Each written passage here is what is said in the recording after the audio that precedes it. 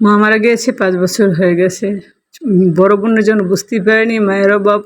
যখনই বাইরে থেকে কেউ আসে কিছু না কিছু পাঠিয়ে দেয়। গ্রামের অনেক খাবারই আছে আমার খুব প্রিয়।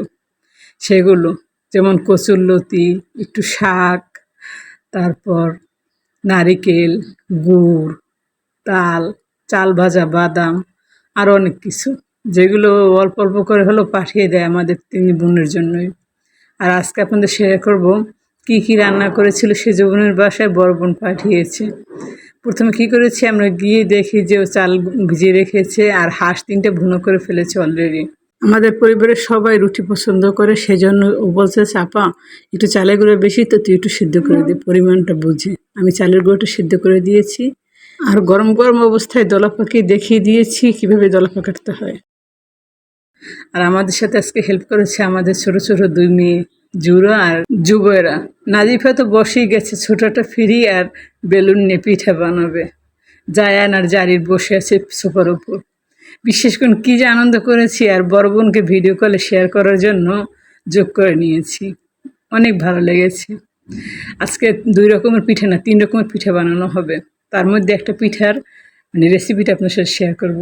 ওই যে দেখুন নাজিফা বসে আছে ফ্রি নিয়ে আর আমি ওদেরকে দলা পাকিয়ে দিচ্ছি। সে বসে বসে বলতেছে ছোট মা আমি সব পিঠা বানাতে পারি। আসলে কিন্তু কিছুই পারে না সে, কিন্তু ভাব করে এমন যেন সব পারে। ওদের এই ভাবগুলো খুব ভালো লাগে আর ছোটোবেলাটাকে খুব মিস করি। মায়ের পাশে আমরা এভাবে বসে থাকতাম। আসসালামু আলাইকুম, কেমন আছেন সবাই? তাই তো জারিসমার পক্ষ থেকে মিনি খাওয়ার আজকে আপনাদেরকে শেয়ার করব হাতকুলি পিঠার রেসিপি, যেটাকে আপনার ভাপাকুলি বলে থাকেন। আর এদিকে আমি কি করছি প্রথমে বলছি, এই যে এটা কাটছি না সুতো দিয়ে, এটা কাটছি রুটি বানানোর জন্য। ওরা আমাকে বলছে কি আপা একটু রুটি কাটার জন্য এটা কেটে দে। আমি কেটে দিয়েছি আর ওই ২ বোন বসে বসে বানিয়েছি পিঠা। হাতকুলি পিঠা আমার ছোটো বোনের হাজব্যান্ড খুব পছন্দ, সাথে আমার হাজব্যান্ড আছে আর সেজ বোনের হাজব্যান্ড, সবার জন্য পিঠা বানিয়েছি। আর আমরা এখানে আজকে ৩ ফ্যামিলি হলো, আমাদের বাচ্চারা আছে ৪ ফ্যামিলির। বড় বোনের ২ ছেলে মেয়ে আছে আমাদের সাথে, আমার ৩ ছেলে মেয়ে, ছোটো বোনের একটা ছেলে আর সেজ বোনের ২টা মেয়ে। এই সবাই একসাথে আমরা প্রায় ১০-১১ জনের বেশি হবো আর কি বাসায় ফ্যামিলি মেম্বার। সবার জন্য কম কম করে হলো ২-৩টা করে পিঠে বানিয়েছি। ওরা তেমন একটা খায় না, তারপরে যদি খায় সেজন্য। এভাবে পিঠাটা বানানোর জন্য প্রথম কী করবেন, একদম যেরকম আপনার রুটিটার জন্য আটা সিদ্ধ করেন ওরকম সিদ্ধ করে নেবেন, তারপর ভালোভাবে ময়ান দিয়ে নেবেন। দেওয়ার পর একটু লেচি কেটে একটা বাটি তৈরি করবেন, তার ভিতর দিয়ে দেবেন পরিমাণ মতো নারিকেল আর চিনি।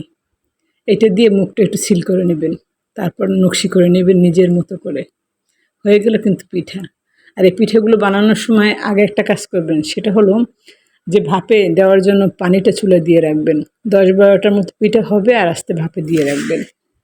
এভাবে করে করে অল্প অল্প করে ভাপে দিবেন আর অল্প অল্প করে বানাবেন, দেখবেন আপনার একটা পিঠাও ফেটে যাবে না এবং খেতেও হবে দারুণ। আর একটু সময় নিয়ে পিঠাটা ভাপাবেন, ১০ থেকে ১৫ মিনিটের বেশি লাগে পিঠাটা ভাপে হতে। যখন হবে সেটা কীভাবে বুঝবেন, যখন এটা স্টিমটা খুলবেন দেখবেন কি পিঠার কালারটা চেঞ্জ হয়ে গেছে, তার মানে আপনার পিঠা হয়ে গেছে।